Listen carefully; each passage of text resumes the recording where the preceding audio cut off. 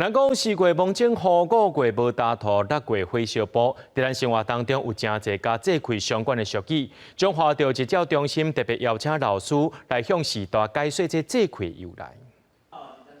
时代详细听老师解说24节气的由来。台湾过去是农业社会，农民靠天吃饭，嘛顺应天气，照24节气来种植生活。亲像今年是大潮年有轮回，照传统嫁出去的查某囝，就爱买猪脚面线当后头，帮爸母添岁数。这个大潮年有咧，较甘母就买猪脚面线，互时大人食啦。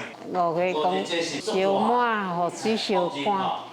安尼较做较有食，若全无就好吼。咱做事人做无。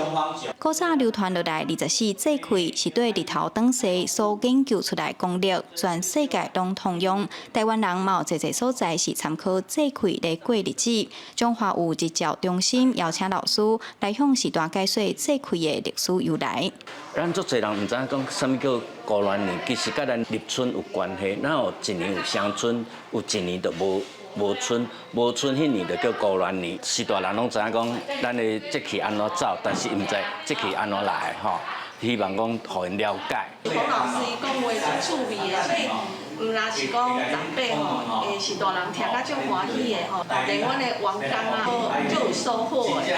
日照中心表示，来遮的民众拢是65岁以上需要人照顾的时代，平常时除了安排运动课，嘛会请老师来上课，互时代激头脑。这个24节气的课，真挖进时代的生活经验，大家真有兴趣，拢听甲耳啊啪啪啪。记者杨淑晴综合报道。